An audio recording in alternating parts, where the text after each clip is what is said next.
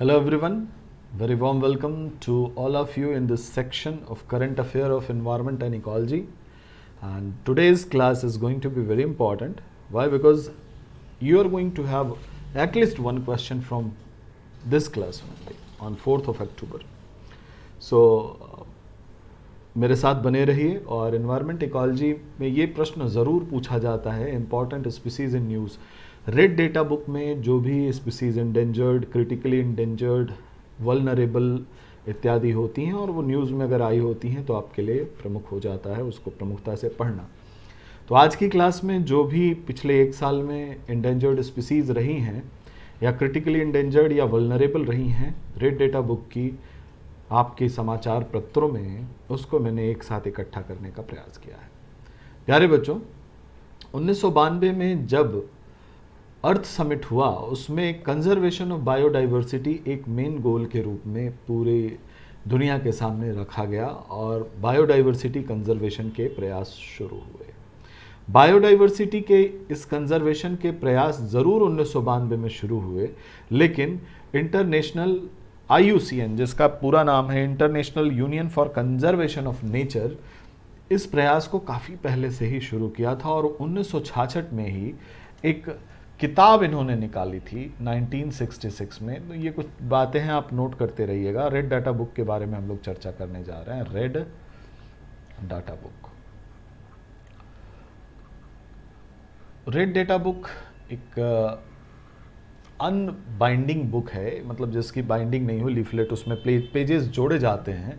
इसका पहला इशू 1966 में पब्लिश हुआ था बच्चों, और इस किताब में बेसिकली जो बातें लिखी गई हैं या जो स्पीसीज़ मेंशन की गई हैं, जो प्रजातियां लिखी गई हैं, वो किसी न किसी थ्रेट के कारण लिखी गई हैं या आने वाले भविष्य में वो एक्सटिंक्ट हो जाएंगी, उन पे इस तरह के खतरे हैं। और रेड डेटा बुक में अलग अलग कैटेगरी भी है जिसको आपको जानना ज़रूरी है कि कौन सी कैटेगरी को कौन सा एनिमल बिलोंग करता है।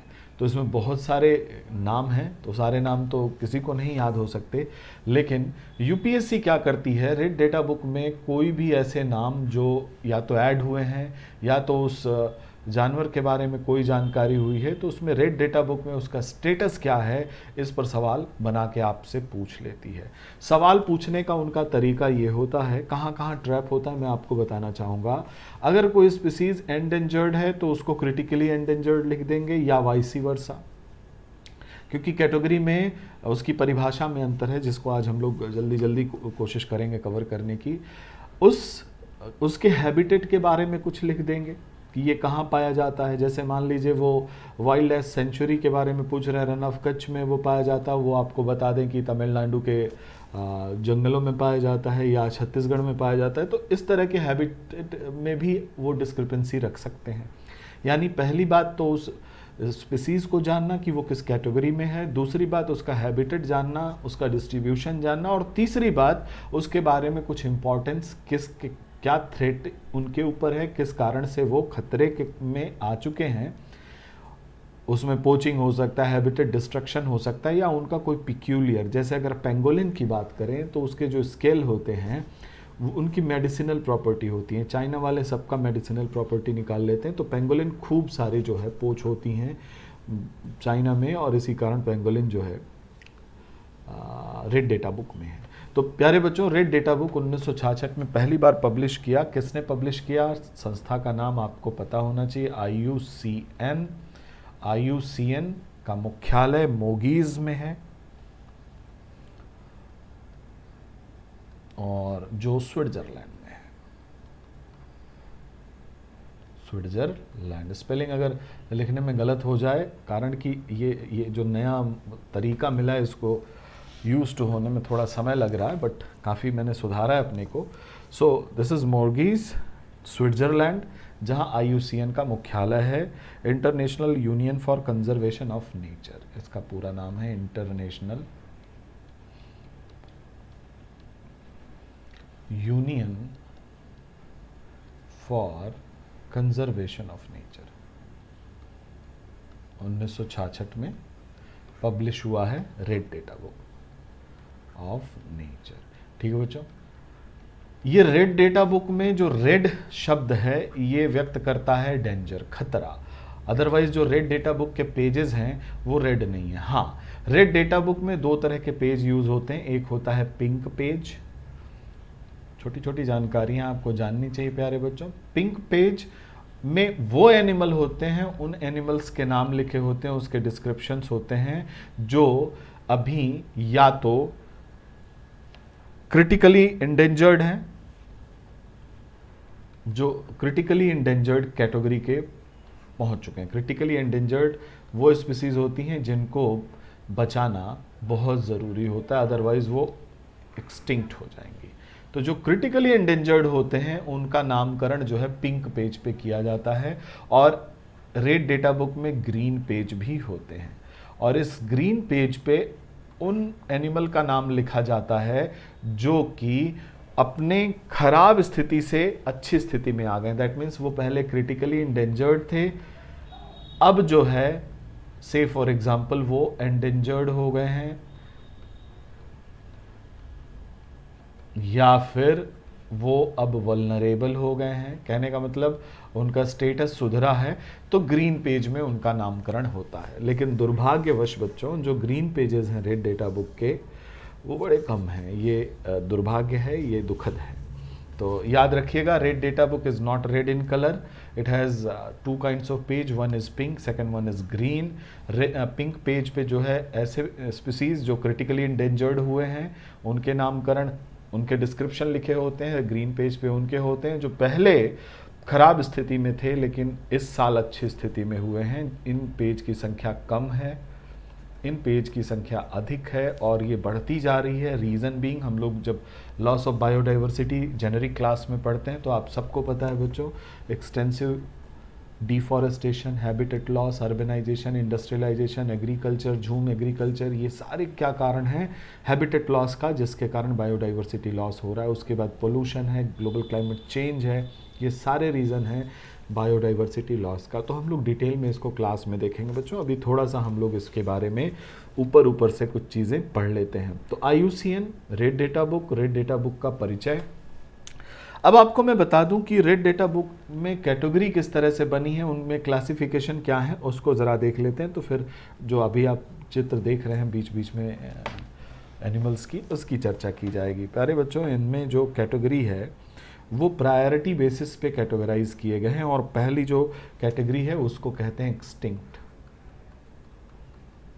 एक्सटिंक्ट का मतलब होता है वैनिस्ड, खत्म हो गई वो प्रजाति, पूरी पृथ्वी से खत्म हो गई, और लॉन्ग हिस्ट्री है उसके ना दिखाई पड़ने का। लॉन्ग हिस्ट्री, वो दिखाई नहीं पड़ता। कोई डाउट नहीं रह गया कि चाहे वो वाइल्ड में, कहीं कैप्टिविटी में, जू में, किसी बॉटनिकल गार्डन में, जूलॉजिकल गार्डन में, किसी इन सिटू कंजर्वेशन में, कहीं भी नहीं दिख रहा।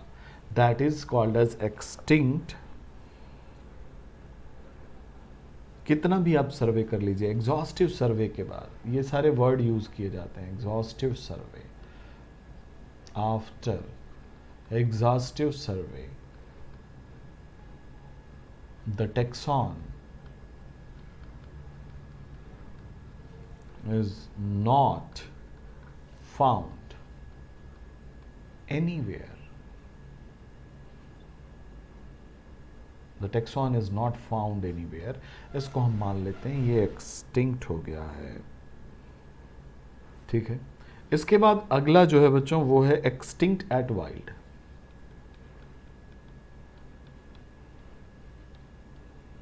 एक्सटिंक्ट एट वाइल्ड, तात्पर्य यह है कि उसका जो नेचुरल हैबिटेट है वाइल्ड कंडीशन में, एक्सटेंसिव सर्वे पे देखा गया कि वो टैक्सॉन वाइल्ड जहां उसका नेचुरल हैबिटेट है वहां नहीं पाया जाता, but they are kept somewhere in situ conservation or in captivity like zoo, like botanical garden. I am talking about animal as well as plant both, तो इसीलिए मैं बॉटनिकल गार्डन भी बोल रहा हूँ जू के साथ साथ, ठीक है बच्चों। तो एक्सटिंक्ट एट वाइल्ड कहने का मतलब है कि जो उसका नेचुरल हैबिटेट है, जो वाइल्ड कंडीशन है, उसमें उसकी पॉपुलेशन अब नहीं मिलती, वहाँ से वो ख़त्म हो गया है।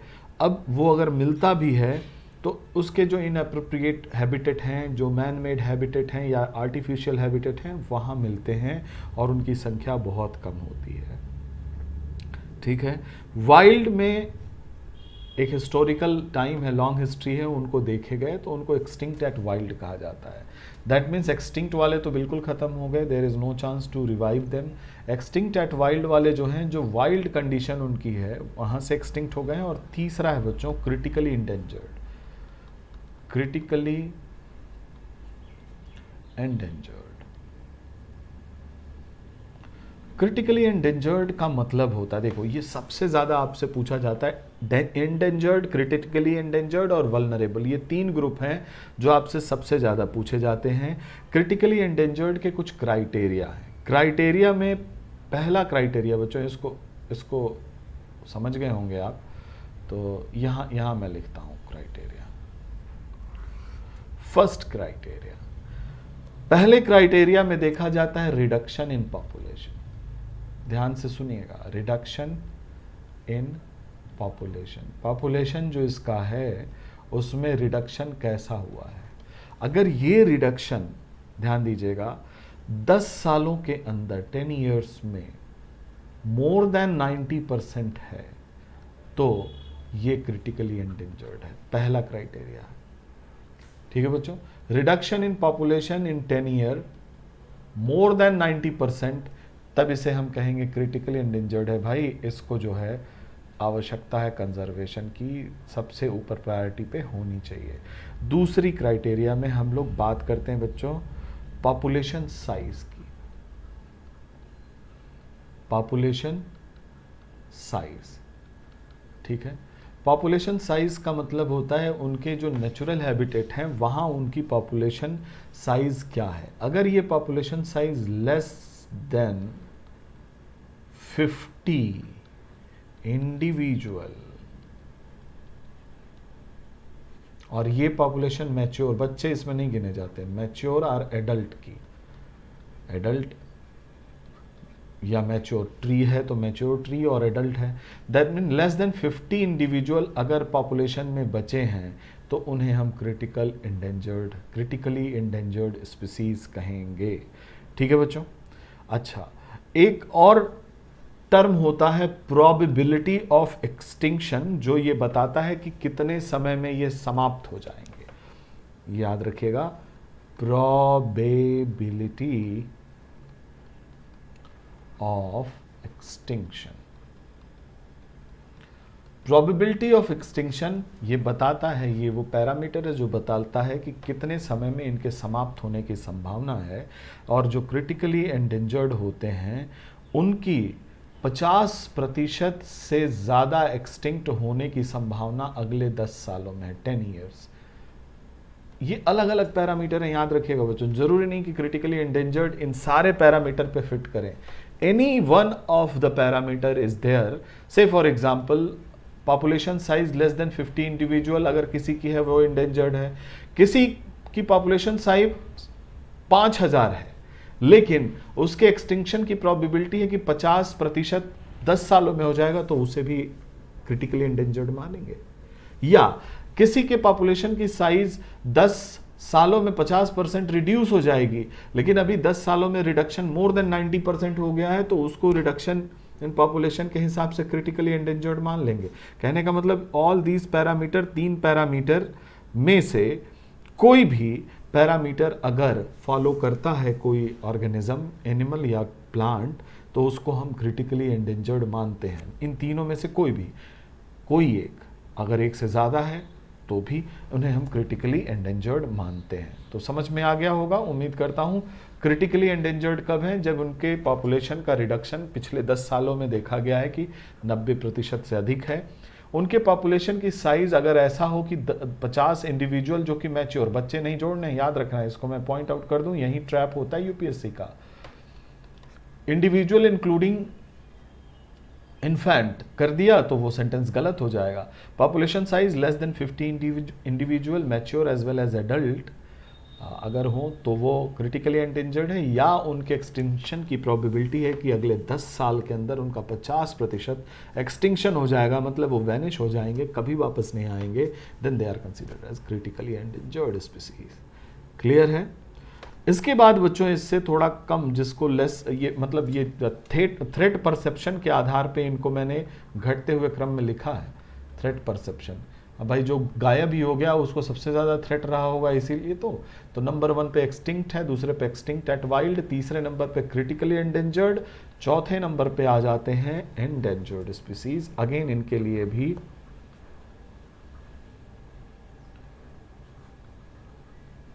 पैरामीटर्स हैं, पैरामीटर्स उसी आधार पे हैं। पहला पैरामीटर है कि भाई जो क्राइटेरिया इनका है कि रिडक्शन इन पॉपुलेशन कितने समय में कितना।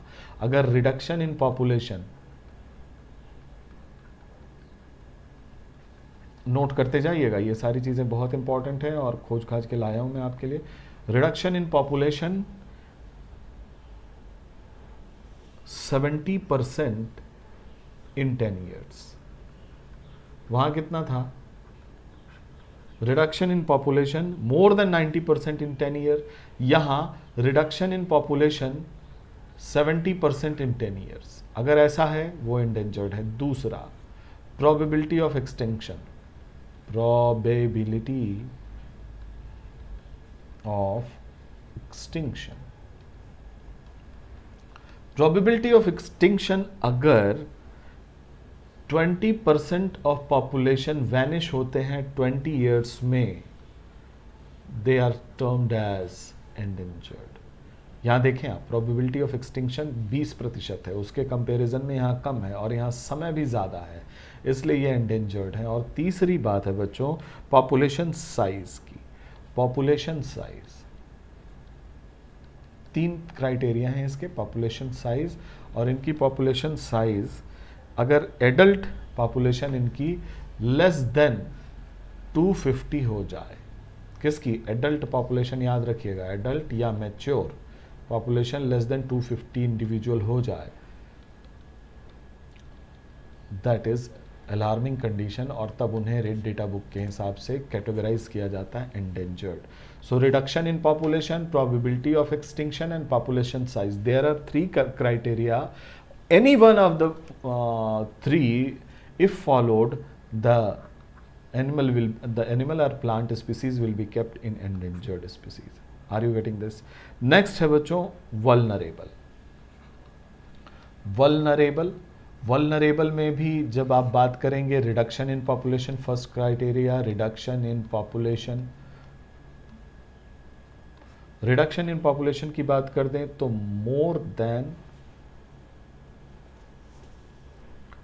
more than 50% of population get reduced in 10 years. What about previous one? 70% population, and the critically endangered more than 90%. So more than, ये 75 मत पढ़ लीजिएगा, ये more than लिखा हुआ है। more than 50% population in 10 year अगर रिडक्शन हो जाए तो उसको वल्नरेबल कहेंगे। दूसरा है प्रोबेबिलिटी ऑफ एक्सटिंक्शन, जो कि इसमें और ज़्यादा हो जाती है, 10% of the population in 100 years, यानी 10% इसकी पॉपुलेशन अगले 100 सालों में एक्सटिंक्ट हो जाएगी, इतना थ्रेट है तो उसको वल्नरेबल कहेंगे। और बच्चों जब इसका पॉपुलेशन साइज है, पॉपुलेशन साइज 10,000 इंडिविजुअल, 10,000 इंडिविजुअल अगर हैं तो उसको हम कहेंगे वल्नरेबल इंडिविजुअल्स। ठीक है बच्चों? So these are the parameter, these are the 3 key parameter, on the very basis we just keep these what you can say animals as well as plant species in red data book. Are you getting this? इसके बाद near threatened आते हैं, least concern आते हैं। इसमें important एक होता है डाटा डेफिशिएंट और नॉट इवैल्यूएटेड। तो जो नॉट इवैल्यूएटेड हैं वो उनको अभी तक इवैल्यूएट नहीं किया गया है कि उनके बारे में जानकारी कम है, और डेटा डेफिशिएंट भी ऐसे टैक्सॉन्स होते हैं जिनके बारे में इनएडिक्वेट इंफॉर्मेशन डायरेक्ट या इनडायरेक्ट असेसमेंट उनके रिस्क के बारे में नहीं हुआ है, इसलिए उन्हें डेटा डेफिशिएंट कहते हैं। So these you can say extinct at wild, critically endangered and vulnerable. These are the prominent category जिसमें आपको अगर एनिमल है या इसके आसपास है तो उसको जो है क्या करते हैं, हमें पढ़ना होता है। तो ये तो रही बात रेड डेटा बुक की और इससे संबंधित कैटेगरी की। आइए ज़रा बात करते हैं ऐसे कुछ एनिमल की जो आपके लिए बहुत इम्पॉर्टेंट है, इस साल यहाँ से सवाल बन सकता है। ठीक है बच्चों, ये जो सामने आप वीडियो में देख रहे हैं, आपके सामने ये जो चित्र है ये है पेंगोलिन का। पेंगोलिन एक मैमल है बच्चों, याद रखिएगा, इट इज़ अ मैमल। और इस मैमल की खास बात यह है कि इस पे स्केल्स पाए जाते हैं। ये केराटिन के स्केल हैं, केराटिनाइज्ड स्केल, केराटिनाइज्ड स्केल। तो ये स्केल का सिंगल मैमल है, ऐसे कोई मैमल नहीं पाए जाते जिस पे स्केल पाया जाता हो। तो वनली स्केली मैमल, इसके बारे में आप लिख सकते हैं, वनली स्केली मैमल। ये अभी न्यूज़ में था। क्यों न्यूज़ में था? क्योंकि इसकी खूब पोचिंग हो रही है, इसको मारा जा रहा है। इसके स्केल जो हैं मेडिसिनल प्रॉपर्टी हैं, इसलिए इन्हें मारा जाता है। साथ ही साथ चूंकि medicinal property plus rich in protein, तो इनकी मीट की भी खूब खपत होती है। तो इसके कारण चाइना में, इवन इंडिया में भी ये खूब बड़ी संख्या में इनको मार मार के बेचा जा रहा है बच्चों, जिसके कारण ये स्पीसीज IUCN की कैटेगरी में इंडिया में एंडेंजर्ड हो गई। देखिएगा, IUCN की कैटेगरीज अलग अलग स्पीसीज के लिए अलग अलग होते हैं। जैसे पेंगोलिन की 2 स्पीसीज हैं, एक इंडियन पेंगोलिन, ये सारी नोट कर लीजिएगा बच्चों, इंडियन पेंगोलिन। इंडियन पेंगोलिन को IUCN ने कहा है कि भाई ये जो है एंडेंजर्ड है, एंडेंजर्ड क्राइटेरिया याद रखिएगा। IUCN का कहना है कि इंडियन पेंगोलिन एंडेंजर्ड है। और जो चाइनीज पेंगोलिन है, आपको क्या लगता है उन्होंने क्या किया होगा? चाइनीज पेंगोलिन ये क्रिटिकली एंडेंजर्ड है।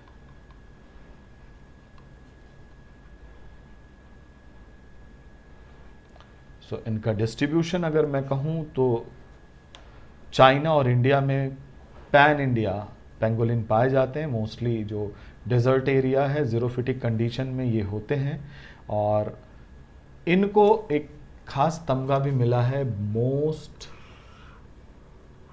इलीगली ट्रेडेड मैमल्स का, मोस्ट इलीगली ट्रेडेड मैमल। ठीक है, मोस्ट इलीगली ट्रेडेड मैमल। अब आपको मैंने सारी बातें इससे संबंधित नटशेल में बता दी। पेंगोलिन है क्या? एक मैमल है जो स्केली मैमल है, वनली स्केली मैमल, जिसके स्केल के मेडिसिनल प्रॉपर्टी और इसके मीट में प्रोटीन कंटेंट ज़्यादा होता है। उसके कारण चाइना और इंडिया में इसका खूब ट्रेड होता है, इलीगल ट्रेड होता है, जिसके कारण IUCN ने इंडिया में इसे एंडेंजर्ड माना है और चाइनीज़ पेंगोलिन को क्रिटिकली एंडेंजर्ड माना है। तो इंडियन पेंगोलिन अलग स्पीसीज़ है और सब स्पीसीज़ हैं, और ये चाइनीज़ पेंगोलिन। तो डू रिमेंबर दिस पेंगोलिन, ध्यान से देख लीजिए और याद कर लीजिए। इसके बाद जो अगला है वो है बच्चों चीता। चीता आप सबको पता है, चीता क्रिटिकली इंडेंजर्ड है इंडिया में। चीता आपको पता है, सब बचपन से पढ़ते आ रहे हैं भाई, 120 किलोमीटर की रफ्तार से दौड़ सकता है। ज़्यादातर ये सवाना में रहना पसंद करता है, क्योंकि सवाना में स्पेस खूब सारा होता है, स्पेस ज़्यादा होता है, जंगल कम होते हैं, ग्रासलैंड होते हैं, तो इनको अच्छा खासा स्पेस चाहिए। तो डिस्ट्रीब्यूशन वगैरह आप सब जानते हैं, ये बचपन से पढ़ते आ रहे हैं। ठीक है, ये वहाँ पे ज़्यादा रहते हैं जहाँ पे बड़े हंटर नहीं हैं, छोटे हंटर्स हैं, और ये मैदान में ज़्यादा रहना पसंद करते हैं, क्योंकि they are fond of achieving enormously high speed 120 kilometre per hour की रफ्तार से ये दौड़ सकते हैं। And they can hunt. अब इनको जंगल में छोड़ दोगे तो ये हंटिंग करेंगे, इनको चाहिए ग्राउंड, उसके लिए ग्रास लैंड चाहिए, तो they are living in they are fond of living in grassland. ठीक है, अभी कुछ दिन पहले आपने सुना भी होगा, सुप्रीम कोर्ट ऑफ इंडिया ने कहा कि भाई अफ्रीका से आप कुछ जो है चीता लेकर के आइए इंडिया में, और इसको आप जो है, चूँकि यहाँ इंडिया में क्रिटिकली इंडेंजर्ड हैं ये, these cheetah are critically endangered in India, critically endangered in India. Africa में पाए जाते हैं, इंडियन सब कॉन्टिनेंट में भी पाए जाते हैं, मिडिल ईस्ट में पाए जाते हैं। तो इंडिया अफ्रीका से इंडिया में चीता को ला करके यहाँ उसकी कैप्टिविटी, या यूँ कह लीजिए उनको संरक्षित करने के लिए सुप्रीम कोर्ट ऑफ इंडिया ने कहा। और चूँकि इंडिया में ये क्रिटिकली इंडेंजर्ड है और अफ्रीका में इनको IUCN रखता है वल्नरेबल में। So vulnerable is not that much threatened. So Africa में दे आर वल्नरेबल, IUCN का ये स्टेटस है, IUCN का स्टेटस है, अफ्रीका में ये वल्नरेबल है, लेकिन इंडिया में ये क्रिटिकली इंडेंजर्ड है। आपको याद कौन सा रखना है, ये इंडिया वाला याद रखना है, it is critically endangered in India. कौन? ये हैं चीता। Why they are important? Because they are the third category, you can say top predator और कार्निवोर, और ये इकोसिस्टम में स्टेबिलिटी के लिए ज़रूरी है बच्चों, और कैरिज्मेटिक स्पीसीज़ भी हैं। ठीक है, तो चीता याद रखिएगा, वल्नरेबल, और IUCN कहता है कि critically endangered in India, vulnerable in Africa. Iran से भी चीता मांग रहे थे हम लोग, ईरान कुछ दिन पहले न्यूज़ में था, ईरान ने हमें मना भी कर दिया था। तो इसके लिए भी चीता 2-3 बार आपके न्यूज़ में आया है। एक बार सुप्रीम कोर्ट ने कहा है, एक बार ईरान से मांगे तो उसने मना किया कि हम नहीं दे पाएंगे, और क्रिटिकली एंडेंजर्ड है भारत में। तो ये ध्यान रखिएगा बच्चों, क्रिटिकली एंडेंजर्ड। आगे बात करते हैं, नेक्स्ट जो आप देख रहे हैं ये है ऑटर, जिसको स्मूथ कोटेड ओटर कहते हैं, स्मूथ कोटेड ऑटर। ठीक है, स्मूथ कोटेड ऑटर या स्मॉल क्लॉड ऑटर। ठीक है, 3 स्पीसीज पाई जाती हैं इंडिया में, 3 species are present in India. Otter की 3 स्पीसीज इंडिया में पाई जाती हैं, वर्ल्ड वाइड 13 स्पीसीज हैं। ठीक है, 3 स्पीसीज कौन सी पाई जाती हैं? पहली है यूरेशियन ऑटर, नोट करते जाइएगा। दूसरी है स्मूथ कोटेड ऑटर,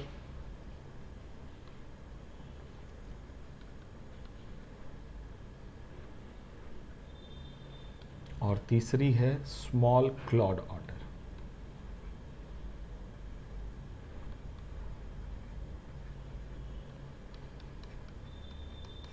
इस 3 स्पीसीज में जो स्मूथ कोटेड ऑटर है, जिसका ये चित्र आप देख रहे हैं, इसको IUCN ने ध्यान रखिएगा वल्नरेबल माना है।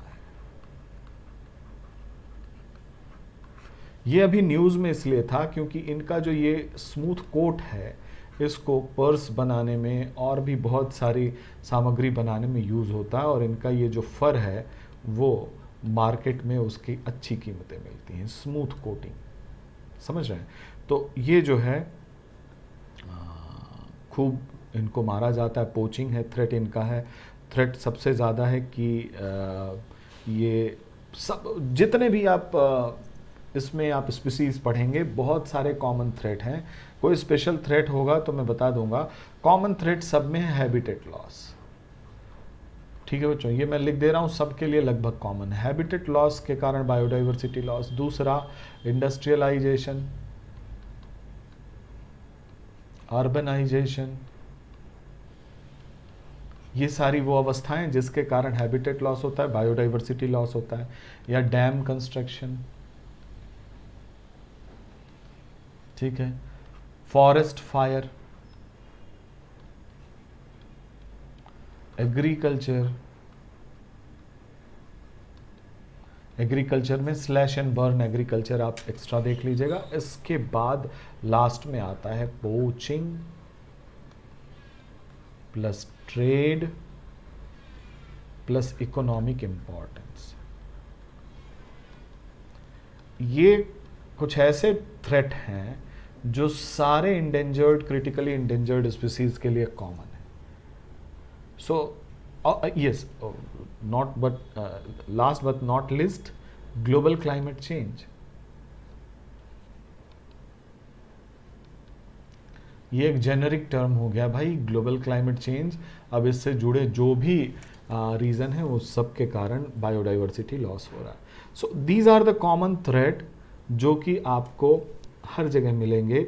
और स्मूथ कोटेड वाटर को वल्नरेबल IUCN ने माना है। तो आप ये अभी न्यूज़ में इसलिए था अपने फ़र के कारण, इसकी ट्रेड हो रही है, पोचिंग हो रही है, इसलिए इसको आपके न्यूज़पेपर में था IUCN कैटेगरी इसकी वल्नरेबल है। याद करना होगा आपको, यहाँ पे आपकी कोऑपरेशन चाहिए मुझे, तभी ये मामला बन पाएगा। ठीक है, तो और स्मॉल क्लाड ऑटर भी जो हैं वो भी वल्नरेबल हैं। तो दोनों वल्नरेबल हैं, याद रखिएगा। मैं इसको मिटा दे रहा हूँ, नोट कर लिए होंगे। इसका चेहरा देख लीजिए, आपने भी इसको देखा होगा, ज़रूर देखा होगा। ऑटर को आपके आसपास भी ये मिलते हैं। अब ये सामने आपको जो दिख रहा है ये है एशियाटिक लॉयन। एशियाटिक लॉयन, और एशियाटिक लॉयन को IUCN ने इंडेंजर्ड माना है।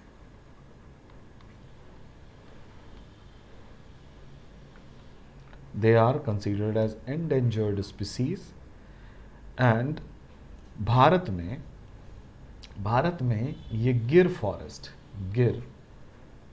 फॉरेस्ट कहाँ है? गुजरात में, वहाँ पे ये पाए जाते हैं। तो ये जो एशियाटिक लायन है ये थोड़े छोटे होते हैं, African, slightly smaller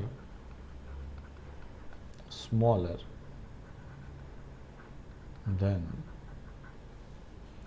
African lion. Asiatic lion which is endangered in India according to IUCN। तो ये भी अभी कुछ दिन पहले न्यूज़ में थे, गिर फॉरेस्ट के कारण न्यूज़ में थे। गिर फॉरेस्ट में कुछ हुआ था, वहाँ पे ट्रांसपोर्टेशन कुछ एक्सीडेंट वगैरह था या कुछ ऐसा था, इसलिए ये न्यूज़ में आया था। तो आप एशियाटिक लॉयन को भी ध्यान में रखेंगे IUCN। इसके बाद एक अगला इम्पॉर्टेंट है बच्चों, ये जो सामने आप देख रहे हैं इसको सी काऊ कहा जाता है। सी काऊ, इसका नाम है डुगोंग। ठीक है, दिस इज डुगोंग। और ये सी काऊ इसलिए कहा जाता है क्योंकि ये स्ट्रिक्टली हर्बीवोर है।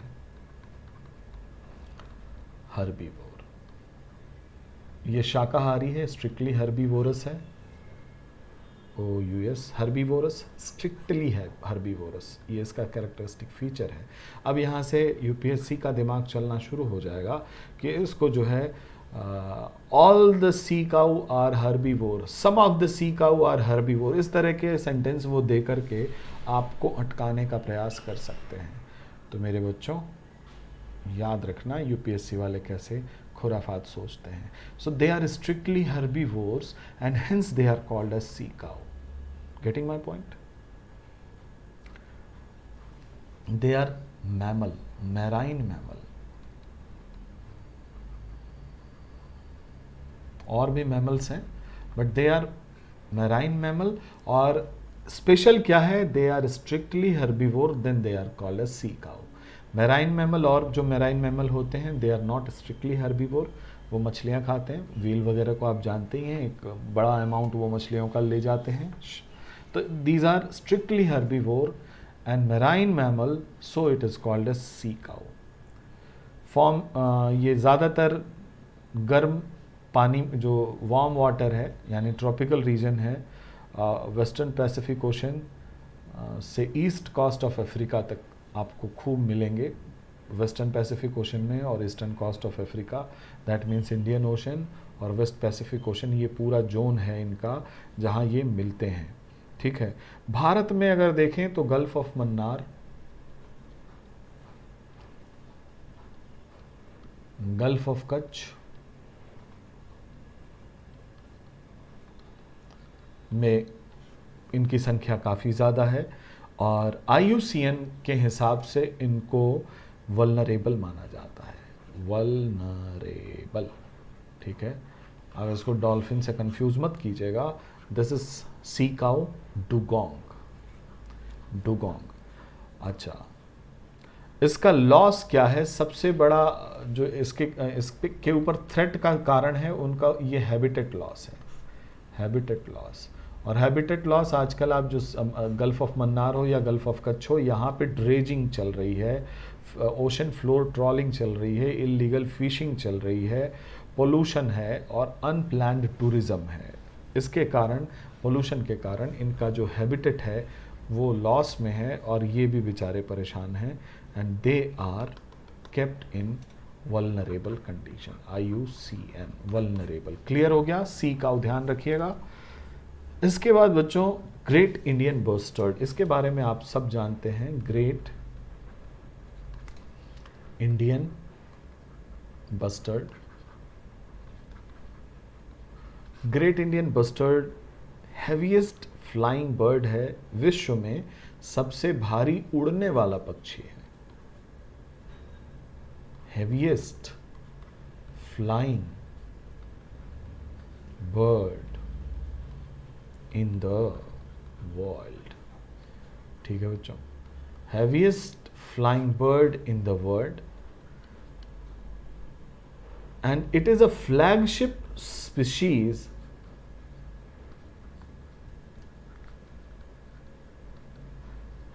Of a grassland. क्या होता है फ्लैगशिप स्पीसीज?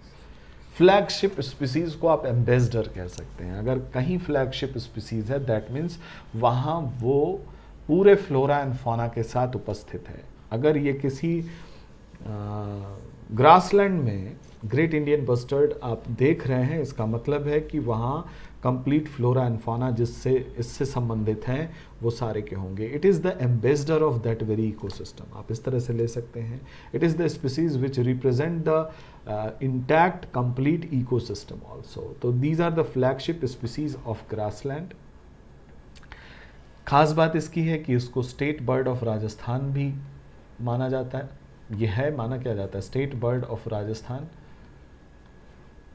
राजस्थान की जो है ये राज्य पक्षी है, state bird of Rajasthan. These are the few important what you can say fact about great Indian bustard and the main important thing is IUCN status. IUCN status is critically endangered.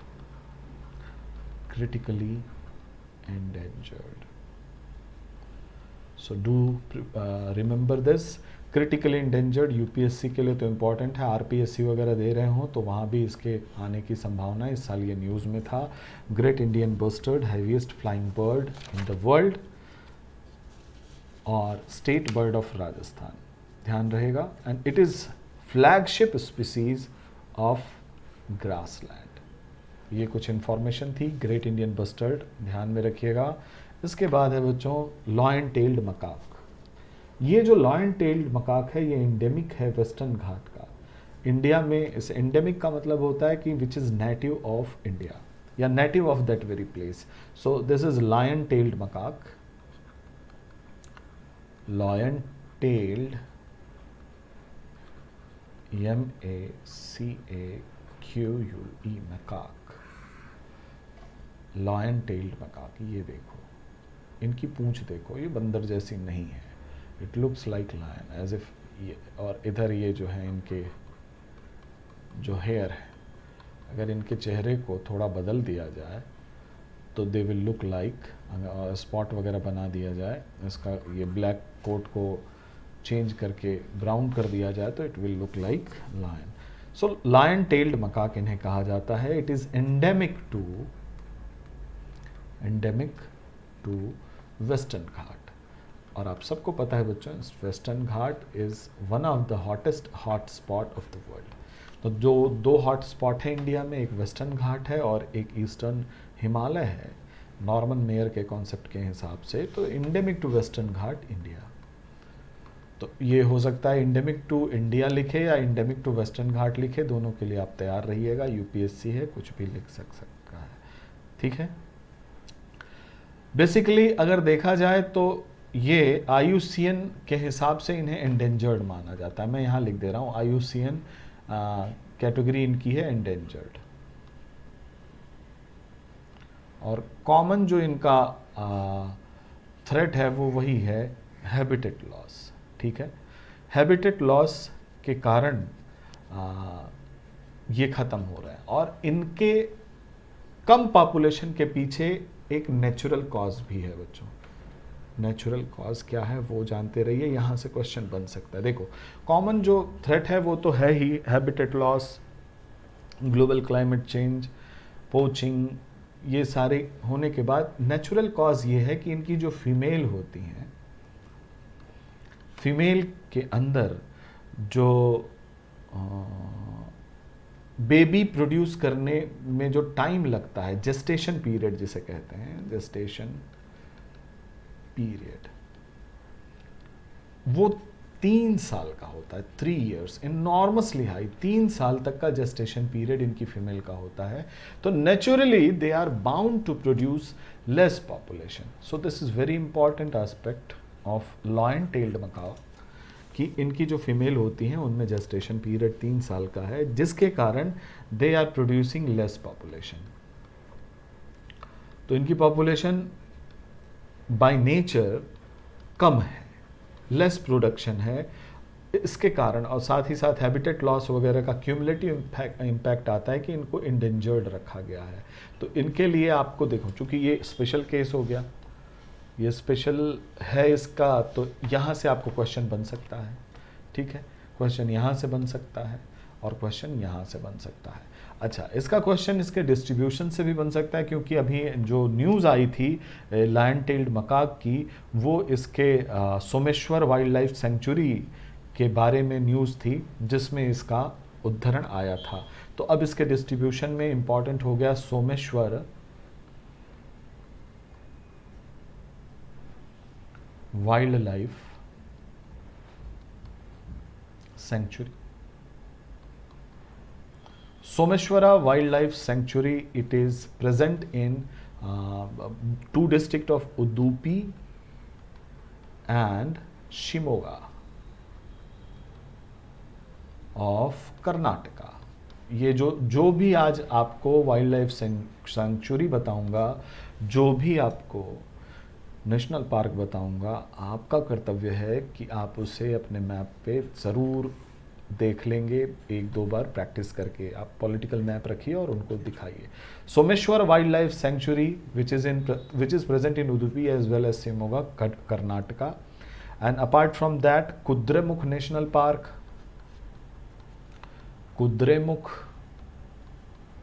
National park, मैं national park को NP लिख रहा हूँ, wildlife sanctuary को WS लिखूंगा आगे से, ताकि जल्दी जल्दी हम लोग पूरा करें। Kudremukh national park also present in Karnataka. And then Periyar national park,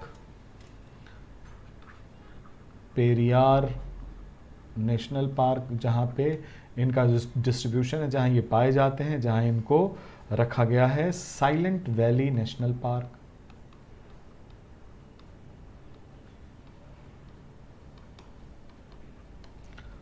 both are present in Kerala, ठीक है। सो साइलेंट वैली और IUCN स्टेटस है एंडेंजर्ड। हम लोग बात कर रहे हैं लॉयन टेल्ड मकाक का, एंडेंजर्ड है, ये है लॉयन टेल्ड मकाक। और इनका स्पेशल कैरेक्टर ये है कि इनका जेस्टेशन पीरियड 3 साल का होता है, तो naturally they are bound to have less population and along with the habitat loss इनको इंडेंजर्ड स्पीसीज बनाया गया। सामने जो देख रहे हैं ये है रेड पैंडा बच्चों, दिस इज रेड पैंडा,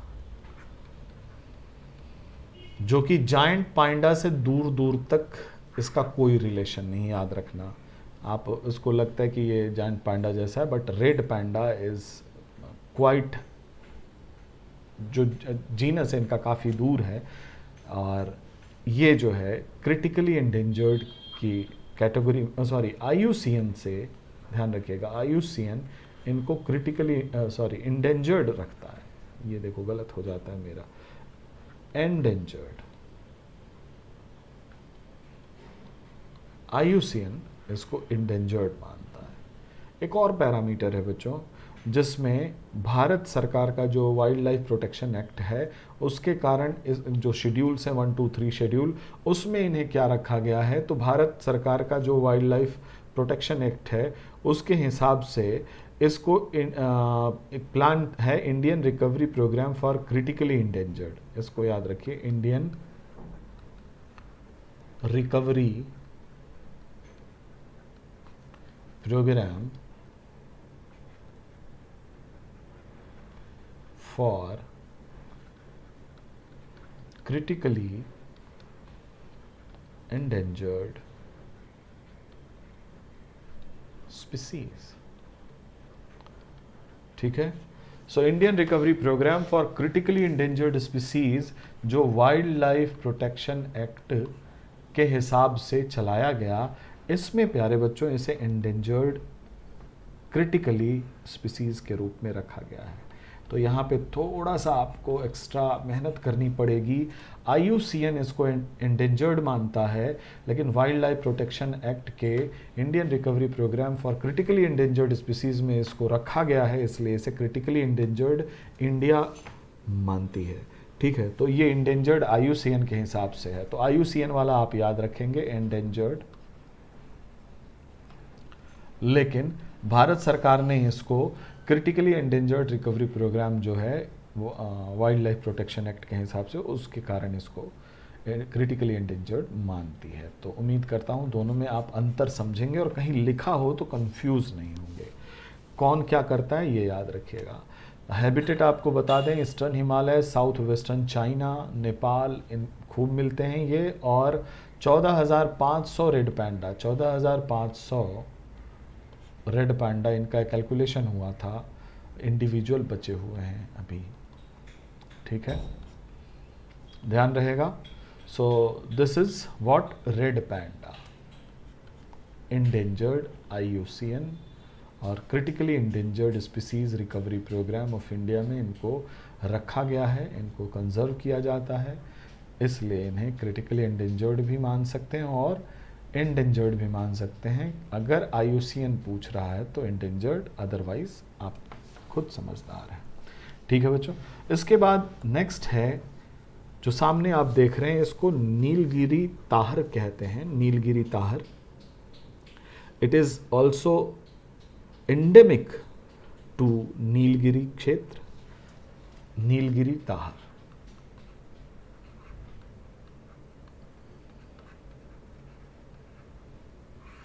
ठीक है बच्चों, खास बात इसकी ये होती है जो एडल्ट होते हैं, एडल्ट की पीठ पर दोनों तरफ ये जो आप स्ट्रक्चर देख रहे हैं लाइट ग्रे कलर का, दोनों तरफ लाइट ग्रे कलर का सैडल जैसा स्ट्रक्चर बन जाता है। सैडल जैसे लगता है कि इनकी पीठ पे ब्लैक, थोड़े ब्लैक है, इन पे लाइट ग्रे कलर का सैडल रखा हुआ है, कपड़ा रखा हुआ है जिसके ऊपर बैठ के आपको चलना है, बट ऐसा कभी करिएगा मत। ठीक है, सो एंडेमिक टू नीलगिरी हिल। पहली चीज़, एक इम्पॉर्टेंट चीज़ है कि सैडल जो इन एडल्ट जो होते हैं उनमें लाइट ग्रे कलर का, यहाँ लिख लीजिए, लाइट फर ही लाइट ग्रे कलर हो जाता है सैडल। इनके बैक पे ये सैडल होता है जो इनका कैरेक्टरिस्टिक फीचर है नीलगिरी ताहर का। बाकी इनके जो और भी स्पीसीज हैं और जगह जो नेटिव हैं उनमें ऐसा ये कैरेक्टर नहीं पाया जाता। So it is evolved only in endemic Nilgiri tahr. That's why ये नीलगिरी हिल्स जो हैं, आपको पता है बायोस्फीयर रिजर्व है नीलगिरी हिल, केरला। ठीक है, यहां पे ये क्या है, एंडेमिक है नीलगिरी हिल, ट्राई जंक्शन है केरला, तमिलनाडु, कर्नाटका। तो ये स्टेट एनिमल भी है बच्चों, state animal of Tamil Nadu, state animal of Tamil Nadu. So this is the state animal of Tamil Nadu. This is endemic to Nilgiri Hill, and अगर डिस्ट्रीब्यूशन की बात करें तो नीलगिरी हिल, नीलगिरी बायोस्फीयर रिजर्व, केरला, कर्नाटका और तमिलनाडु। और इससे जुड़ा एक नेशनल पार्क है, उसका नाम है, जो अभी न्यूज़पेपर में था, Eravikulam national park. So it is present in Nilgiri Biosphere Reserve as well as Eraviculam National Park. इसका ये होम कहा जाता है, यहाँ पे ये खूब सारे मिलते हैं, नीलगिरी ताहर, इराविकुलम नेशनल पार्क। और एडल्ट में develop light grey colour area on their back which looks like saddle, तो इसको सैडल ताहर भी कहते हैं। ये स्टेट एनिमल है तमिलनाडु का, और IUCN ने इसको कहा है एंडेंजर्ड। ठीक है, सो डिस्ट्रीब्यूशन, सम स्पेशलिटी में लाइट ग्रे कलर सैडल, ध्यान रखिएगा। And status, so IUCN status इसका है इंडेंजर्ड नीलगिरी ताहर। ठीक है बच्चों, इसके बाद नेक्स्ट आप जो देख रहे हैं इस बीस्ट को देखिए, this is the largest wild cattle. जंगल का जो कैटल पॉपुलेशन आप देखते हैं गाय भैंस बकरी वगैरह में, तो this is the biggest wild cattle, largest wild cattle. नाम बाद में बताऊंगा, लार्जेस्ट वाइल्ड कैटल है, आप सब बताइए नाम, कोशिश कीजिए। This is the largest wild cattle, और ये स्टेट एनिमल है गोवा का, स्टेट एनिमल ऑफ गोवा। ठीक है बच्चों, कहाँ कहाँ पाया जाता है? गोवा में पाया ही जाएगा। उसके बाद found in Nilgiri biosphere reserve, biosphere reserve को मैं BR लिखूंगा। Nagarhole national park, Wayanad national park, Bandipur national park, मासिंगुड़ी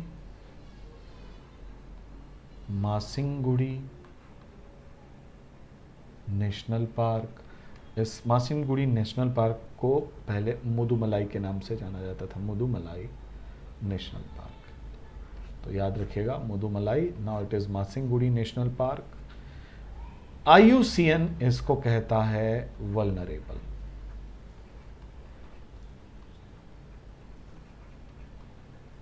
vulnerable, IUCN इसे वल्नरेबल कहता है। मासिंगुड़ी को यहाँ मुदुमलाई लिख दे रहे हैं, हो सकता है ये मेरे ठीक पीछे आ रहा हो तो आप न समझ पा रहे हो, मुदुमलाई नेशनल पार्क। ठीक है, इनका नाम है इंडियन गौर। मैं कलर चेंज कर दूं, इट इज इंडियन, अरे ये तो और नहीं दिख रहा, Indian Gaur, Indian Gaur. So this is the largest wild cattle, state animal of Goa, Nilgiri Biosphere Reserve, Nagarhole National Park, Wayanad National Park, Bandipur National Park, Masingudi National Park, IUCN status vulnerable। ये जो national park मैं यहाँ लिख रहा हूँ, ये सिर्फ आपको यहाँ कथा सुनने के लिए नहीं लिख रहा हूँ, याद रखिएगा, इसको आप जा कर के मैप पे ज़रूर लिखेंगे। ठीक है बच्चों, अगला जो ये आप सामने देख रहे हैं, पहचानने की कोशिश कीजिए, मैं इसकी डिटेल बताऊंगा। नाम में मुझे शुरू से यही करना चाहिए था ताकि आपके दिमाग में ये स्ट्राइक करे। सो ये जो है बच्चों, सामने जो ये दिख रहा है लोमड़ी जैसा दिख रहा है, लेकिन ये है एशियाटिक वाइल्ड डॉग, जिसको धोले कहते हैं या धोल कहते हैं। पेन चेंज कर लेता हूँ मैं। This is Asiatic wild dog, यहाँ इसको DHOLE धोल कहते हैं, धोले कहते हैं। ठीक है बच्चों। Native to central Asia, native कहाँ का है ये? Native to central Asia, south and south east Asia. सारे पॉइंट आपके लिए इंपॉर्टेंट हैं, धोले। भारत में कहाँ कहाँ मिलता है? In India we can have it in western Ghats,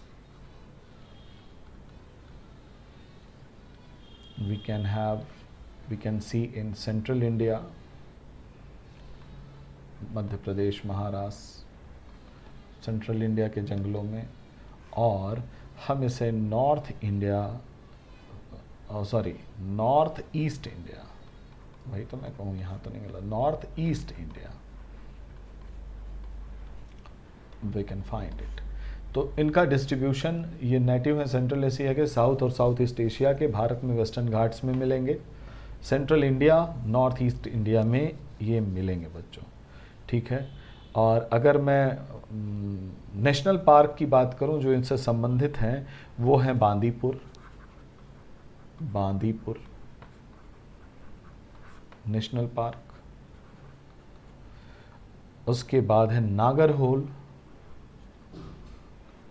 national park, उसके बाद है बच्चों Kanha, Kanha national park,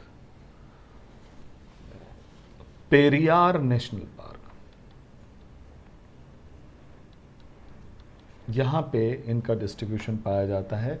IUCN इनको कहता है इंडेंजर्ड स्पीसीज। ठीक है। IUCN इसे इंडेंजर्ड स्पीसीज मानता है। इस साल ये न्यूज़ में था, इसलिए आपके लिए इम्पोर्टेंट है। और न्यूज़ में था ये कुछ कुत्ते की कोई डिज़ीज़ थी जो इन तक पहुंच रही है, इनकी कोई डिज़ीज़ कुत्तों में पहुंची है, जो रोड डॉग हैं उनमें, कुछ इसी के लिए छोटी सी न्यूज़ में था। बट इम्पॉर्टेंट इज़ दैट कि ये इंडेंजर्ड स्पीसीज़ हैं and they are Asiatic wild dog, जिसको आपको इस बार देखना है। इसके बाद है, ये आप हंगुल को देख रहे हैं, जिसको कश्मीरी स्टैग कहा जाता है। जल्दी जल्दी नोट करिए, this is what Kashmiri Stag.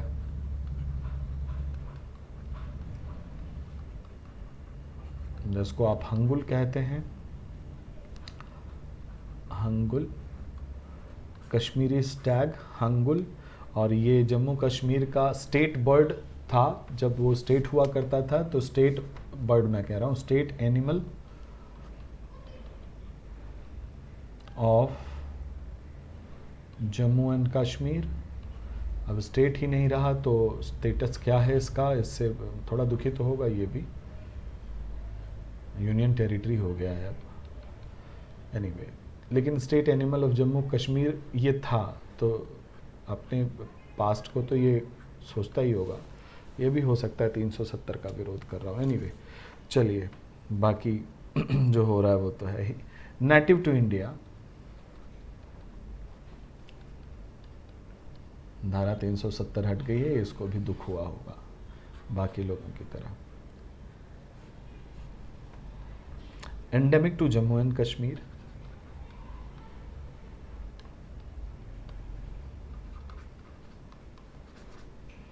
ठीक है। Habitat Kashmir valley,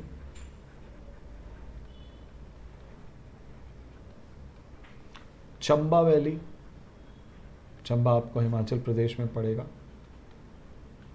Himachal Pradesh, Jammu and Kashmir, यहाँ आपको मिलते हैं ये। और इनको जम्मू कश्मीर में एक नेशनल पार्क है बच्चों, दचिगाम, दचिगाम नेशनल पार्क में इनको प्रोटेक्ट किया गया है, प्रोटेक्टेड है। और इनको बहुत इम्पॉर्टेंट है, this is IUCN status is critically endangered. Critically endangered. So these are in news because of Jammu and Kashmir. तो ये न्यूज़ में थे, तो यहाँ से एक क्वेश्चन संभवतः आपको मिल सकता है. तो स्टेट एनिमल था, नेटिव टू इंडिया है, endemic to Jammu and Kashmir, Dachigam national park. Yes, Dachigam is national park. इनको प्रोटेक्ट किया जाता है दचिगाम नेशनल पार्क में. इसके बाद बच्चों नेक्स्ट जो आप ये डियर की प्रजाति देख रहे हैं, इसे डांसिंग डियर भी कहते हैं, इसे संगाई भी कहते हैं, इसे ब्राउन एंटलर भी कहते हैं. तो ये सारे नाम हैं इसके. और मणिपुर का ये जो है स्टेट एनिमल है. और मणिपुर में इसके लिए एक फेस्टिवल भी मनाया जाता है, संगाई फेस्टिवल, 21 से 30 नवंबर के बीच में. तो ये बड़ा ही इम्पॉर्टेंट है और इंडेंजर्ड है IUCN. तो इसको ज़रा सा लिख लेते हैं. This is what Sangai. Sangai इसे लोकल लैंग्वेज में वहाँ कहा जाता है. और ब्राउन एंटलर इनको कहते हैं, brown antler.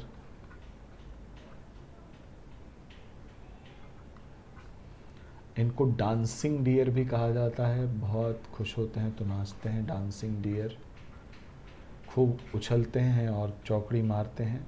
Native to Manipur. Manipur. State animal of Manipur. These are informations. State animal of Manipur.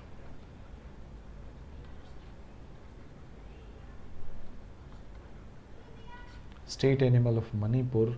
And there is a dedicated festival for them. इनके लिए एक फेस्टिवल भी है जिसका नाम है Sangai festival of Manipur. Sangai festival त्यौहार मनाया जाता है. भाई भारत वर्ष है, यहाँ पे केवल बहाना चाहिए त्यौहार का. और कितनी सुंदर बात है ये हमारा हेरिटेज है कि हम एक जानवर के लिए एक त्यौहार मनाते हैं. यानी हमने एक जानवर को, हम पीपल को पूजते हैं, बरगद को पूजते हैं. कितना ज़्यादा हमारे जो प्राचीन परंपराएं हैं वो प्रकृति से कितनी ज़्यादा जुड़ी हुई हैं. तो संगाई फेस्टिवल कब है? 21 तारीख से 30 तारीख तक एवरी नवंबर संगाई फेस्टिवल मनाया जाता है. किबुल लामजाओ नेशनल पार्क में इसको संरक्षित किया गया है. किबुल लामजाओ नेशनल पार्क, जो कि लोकटक लेक के south southern part of Loktak lake, southern part of Loktak lake. Loktak lake वहाँ पे है बच्चों. ये रामसर कन्वेंशन साइट भी है, याद रखिएगा. This is Ramsar site also. ये सारी इन्फॉर्मेशन आपके दिमाग में होनी चाहिए. रामसर साइट्स कितनी हैं भारत में, उसको आप एक बार ज़रूर देख लीजिएगा. उम्मीद करता हूँ आप देख चुके होंगे. IUCN इसको कहता है endangered. IUCN category is endangered. Endangered. IUCN category endangered. ठीक है. So this is what Sangai, dancing bear, brown antler, जो आप इसको कहें. इंडियन सब कॉन्टिनेंट के ये नेटिव हैं. मणिपुर का ये नेटिव है मणिपुर, और वहाँ पे ज़्यादा पाए जाते हैं. स्टेट एनिमल है. तो इसके बारे में ये सूचनाएं थी. इंडेंजर्ड है IUCN के हिसाब से, इंडेंजर्ड स्पीसीज. और किबुल लामजाओ नेशनल पार्क में इनके प्रोटेक्शन के लिए, किबुल लामजाओ नेशनल पार्क में इन्हें प्रोटेक्ट किया गया है, जो लोकटक लेक के सदर्न पार्ट में स्थित है. Loktak lake Ramsar convention site भी है. सामने जो आप देख रहे हैं ये हार्ड ग्राउंड स्वैम्प डियर हैं, जिन्हें हम 12 सिंघा कहते हैं, जो आपको अक्सर दिखाई पड़ते होंगे बिहार, यूपी इत्यादि जगह में, मध्य प्रदेश में, सेंट्रल इंडिया में खूब मिलते हैं. तो इनका नाम है हार्ड ग्राउंड स्वैम्प डियर, दोनों जगह मिलते हैं। हार्ड ग्राउंड स्वैम्प डियर, इनको 12 सिंघा भी कहा जाता है।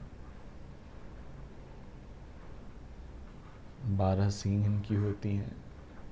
इनकी जो ब्रांचिंग है आप ये देख रहे हैं, due to this branching it is also called as 12 सिंगा। 12 से भी ज़्यादा हो सकते हैं। So deer species of Indian सब continent.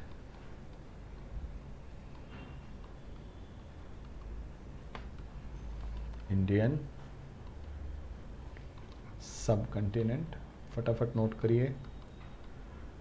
Dear species of Indian subcontinent, ये स्टेट एनिमल है एमपी का, तो एमपी पीसेस देने चाहिए तो उसको स्पेशली याद रखिए, स्टेट एनिमल ऑफ एमपी। ठीक है। हैबिटेट इसका है, ये ओपन एरिया चाहिए, जो कि डियर वगैरह क्या हैं, ये चौकड़ी भरने वाले हैं, दौड़ने वाले हैं और ग्रेजर हैं, शाकाहारी हैं, तो इनको ग्रासलैंड चाहिए। और स्पेशली अगर ग्रासलैंड की हाइट ज़्यादा हो, टॉल ग्रासेस जहाँ हो, वहाँ ये रहना पसंद करते हैं, क्योंकि दे आर शाई इन नेचर, बड़े शर्मीले होते हैं और छिप छिप के रहते हैं। और ये ओपन एरिया भी इनको चाहिए कि ये भाग सकें, इनको प्रे से डर लगता है। ठीक है। और मज़ेदार बात इनके बारे में मैं बता दूं, पाकिस्तान और बांग्लादेश में ये एक्सटिंक्ट हो चुके हैं। Extinct from Pakistan and Bangladesh. ठीक है। Extinct from Pakistan and Bangladesh, but they are not extinct from India. ठीक है। इंडिया में एक्सटिंक्ट नहीं है, एक्सटिंक्ट नहीं है, स्पेशली लिख रहा हूँ इसको, क्यों बता रहा हूँ एक्सटिंक्ट नहीं है, क्योंकि जब आपने न्यूज़ पढ़ी कि extinct from Pakistan and Bangladesh, तो अगर इनका IUCN स्टेटस बताएगा क्रिटिकली इंडेंजर्ड इन इंडिया, तो आप इसको इजीली मान लेंगे। देखो कहाँ ट्रैप करता है यूपीएससी, आपको समझना पड़ेगा, न्यूज़ पढ़ते समय भी आपको ये समझना पड़ेगा। ये आपके लिए एक ट्रैप हो सकता है। कैसे हो सकता है कि न्यूज़ यही था कि extinct from Pakistan and Bangladesh, कौन 12 सिंघा अब बांग्लादेश और पाकिस्तान में एक्सटिंक्ट मान लिए गए हैं, यही न्यूज़ था। अगर कोई चीज़ पाकिस्तान और बांग्लादेश में एक्सटिंक्ट है तो आगे आपने नहीं पढ़ा तो आपको एक परसेप्शन आएगा कि मे बी ये बहुत ज़्यादा एंडेंजर्ड या क्रिटिकली एंडेंजर्ड हो, इंडिया में ऐसा हो सकता है। तो IUCN स्टेटस अगर इसका क्रिटिकली एंडेंजर्ड लिखेगा, आप all are the correct mark करके निकल जाएंगे, बट ऐसा नहीं है। Please do remember, I am talking about the trap.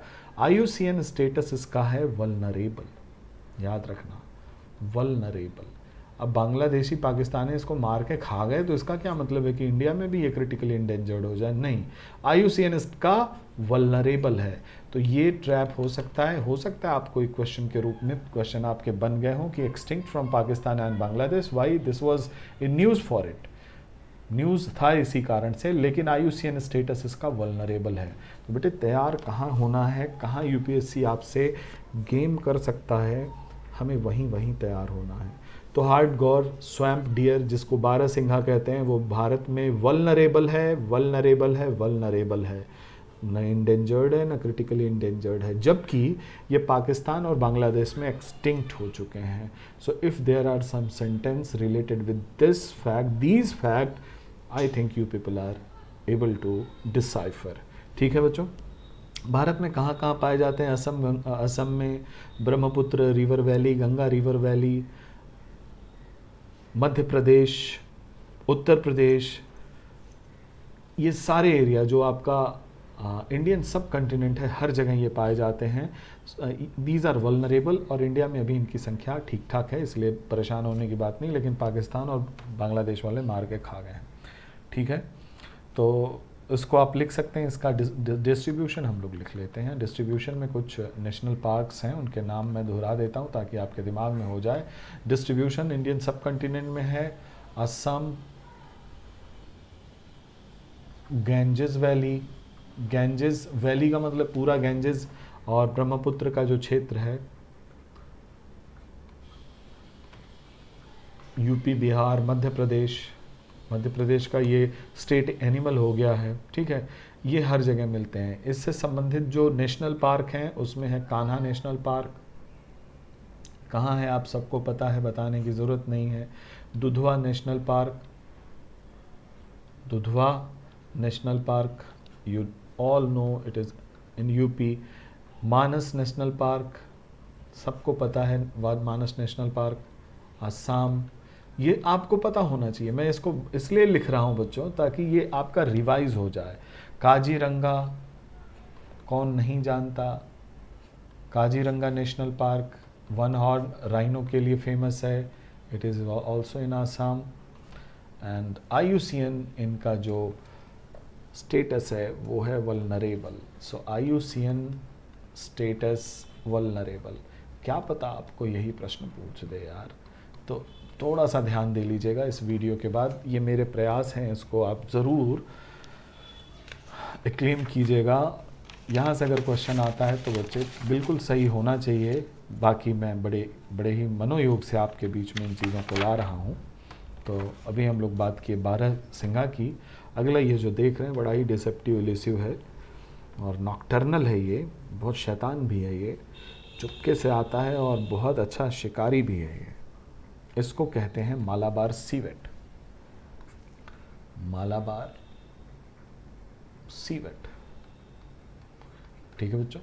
Malabar civet rarest mammal है। रेयरेस्ट मैमल का मतलब ये जल्दी दिखाई नहीं पड़ता। जल्दी न दिखाई पड़ने का कारण ये है कि एक तो पहले नॉकटर्नल है। नॉकटर्नल का मतलब होता है रात में निकलने वाले, जिनको हम कहते हैं निशाचर। और डायर्नल होते हैं जो दिन में निकलते हैं। सो इट इज नॉकटर्नल, ठीक है, नॉकटर्नल एनिमल है। उसके बाद ये इल्यूसिव भी है, मायावी है, इल्यूसिव, डिसेप्टिव, धोखेबाज, कलर बदल लेगा रात का समय। ये इस तरह का इसका फर भी है और चूंकि ये वुड और जंगलों में रहता है तो पता भी नहीं चलता। सो it is elusive and deceptive also, ठीक, नॉकटर्नल एंड इल्यूसिव, पूरा ये मायावी राक्षस हो गया है, ध्यान रखिएगा। और ये एंडेमिक टू इंडिया है, एंडेमिक टू इंडिया, भारत में ये एंडेमिक है। मालाबार सीवेट नाम से स्पष्ट है कि इसका डिस्ट्रीब्यूशन क्या होगा। पूरा मालाबार कोस्ट जो है वो इसके नाम पे है। और habitat evergreen rain forest, evergreen rain forest जो मालाबार कोस्ट वेस्टर्न घाट में है वहाँ पे ये खूब रहते हैं। अच्छा, न्यूज़ में क्यों आया था? Biligiri Rangaswamy temple wild life sanctuary के कारण ये न्यूज़ में था। क्या नाम है बच्चों? बिलीगिरी मुथुस्वामी रंगास्वामी टेम्पल, सॉरी केवल रंगास्वामी है, रंगास्वामी टेम्पल, छोटा नाम है, धमाल वाला नाम नहीं है, अन्यथा पूरी क्लास लग जाते। Biligiri Rangaswamy temple wild life sanctuary, this is a wild life sanctuary, यहाँ लिखते हैं नहीं मेरे पीछे आ जाएगा, wild life sanctuary, WS wild life sanctuary, it is in Tamil Nadu. इसी के कारण ये न्यूज़ में था, ठीक है। और IUCN स्टेटस इसका है vulnerable, IUCN status vulnerable, IUCN status is vulnerable. Evergreen rain forest में इसका distribution, Biligiri Rangaswamy wild life sanctuary जो न्यूज़ में था, इसलिए आप इसको ध्यान में रखेंगे। आइए अब बात करते हैं, कैरिज्मेटिक एक स्पीसीज़ है आपके सामने है जिसको ग्रेटर वन हॉर्न राइनो कहते हैं। इसका नाम है greater one horn rhino. Greater one horn rhino क्यों कहते हैं? ये इनके पास सिंगल सींग है बच्चों, वन हॉर्न है, और इन्हें इंडियन राइनो भी कहा जाता है। दैट मीन्स कि और भी राइनो की स्पीसीज होंगी दुनिया में, बिल्कुल होती हैं, और भी राइनो की स्पीसीज होती हैं। इस राइनो की स्पीसीज की एक स्पेशलिटी है, स्पेशल कैरेक्टर क्या है, वो इनके होंठ आप देख रहे हैं, इनके होंठ जो हैं वो स्क्वायर हैं, तो इन्हें square lipped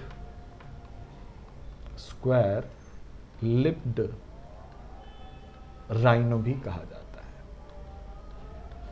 square lipped rhino. और this square lipped rhino is largest among the all rhino, largest species है ये। अच्छा, इनको इनके स्क्वायर लिप के कारण मूविंग मशीन भी कहा जाता है। प्यारे बच्चों, मूविंग मशीन आप सभी जानते हैं, घास को आप जो कारपेट ग्रास होती है आपके गार्डन में, उस घास को छांटने के लिए आप मूविंग मशीन यूज करते हैं। तो why they are called as moving machine? Because of they are grazer, बहुत बड़े शाकाहारी हैं, and they have square lipped rhino, जो इनके लिप हैं वो स्क्वायर हैं, ऐसे चौकोर हैं, तो वो मशीन की तरह दिखते हैं, इसलिए इन्हें मूविंग मशीन भी कहा जाता है। Do remember these special things. Moving machine, square lipped rhino, largest species of rhino residing in India, greater one horn rhino. एक इनका जो ये हॉर्न है यही इनके पोचिंग का सबसे बड़ा कारण है, क्योंकि इन्हीं के कारण क्या होता है, इनको इनकी मेडिसिनल प्रॉपर्टी है और इनको अंतर्राष्ट्रीय बाजार में इनकी इलीगल ट्रेड होती है और इनकी हत्या की जाती है। ठीक है, 3 तरह के राइनो दुनिया में प्रेजेंट हैं, जिसमें वन हॉर्न राइनो भारत में है, एक जावन राइनो है जावा में, जावन राइनो, और एक सुमात्रन राइनो, सुमात्रा। 3 ये राइनो स्पीसीज आपको मिलेंगी, और जिसमें सबसे बड़ा हमारा ग्रेटर वन हॉर्न राइनो है। क्लियर है? हैबिटेट इनका आप सब जानते हैं, काजीरंगा आसाम, एलुवियल प्लेन जहाँ भी मिलेगा, alluvial plain which full of grass, इनको आप वहाँ पाएंगे। लग्जूरियस ग्रास है, मूविंग मशीन है भाई, इनको घास जो है चरना बहुत अच्छा लगता है, ये खूब खाते हैं। Foot hill of Himalaya, foot hill of Himalaya, Himalaya के फुट हिल में आपको ये खूब सारे मिलेंगे। 90% इनकी जो पॉपुलेशन है वो काजीरंगा में कन्फाइंड है, 90% ऑफ देयर पॉपुलेशन। कहाँ है भाई? Kaziranga, Kaziranga national park, note करिएगा, काजीरंगा नेशनल पार्क में इनकी 90% जो जनता है वो निवास करती है। मूविंग मशीन्स की, स्क्वायर लिप्ड राइनो की, ये सारे नाम मैं इसलिए ले रहा हूँ ताकि आपको ध्यान रहे। Apart from Kaziranga national park, और ये कहाँ पाए जाते हैं, किस किस नेशनल पार्क में पाए जाते हैं, उनका नाम लिख रहा हूँ, आप नोट कर लीजिए। Pobitora wildlife sanctuary, Pobitora wildlife sanctuary, Orang national park, आप देखिएगा कहाँ कहाँ है, Manas national park, Jaldapara national park,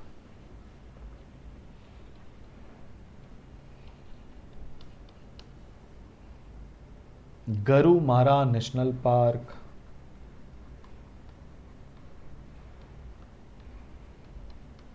ठीक है बच्चों, और Dudhwa tiger reserve. Dudhwa national park था, now it is tiger reserve. Dudhwa tiger reserve आप सबको पता होना चाहिए कहाँ है। Wildlife sanctuary Pobitora, Orang national park और मानस, ये तीनों आसाम में हैं। जलदपारा और गरुमारा नेशनल पार्क ये दोनों वेस्ट बंगाल में हैं, और दुधवा हमारे यूपी में पड़ता है। ठीक है, so Dudhwa national wildlife sanctuary, sorry tiger reserve, now it is a tiger reserve. तो ये है ग्रेटर वन हॉर्न राइनो, ठीक है। Greater one horn rhino are considered as vulnerable. Greater one horn rhino considered as vulnerable, IUCN status है, IUCN status. मैंने Malabar civet का कुछ गलत लिख दिया है मुझे लग रहा है। This is not vulnerable, this is actually critically endangered. तो मालाबार सिवेट आप जरा पलटिएगा और वहाँ पे IUCN स्टेटस इसका, मालाबार सिवेट की बात मैं बता रहा हूँ अभी अभी, चूंकि ये पास मेरे नोट्स में थे इसलिए गलत लिख गया एक्सचेंज। तो मैं मालाबार सिवेट का जो स्टेटस है, IUCN स्टेटस, वो क्या है? क्रिटिकली इंडेंजर्ड है बच्चों, क्रिटिकली इंडेंजर्ड। इसको मैं वल्नरेबल लिखा दिया था, please change it, it is critically endangered Malabar civet, critically endangered.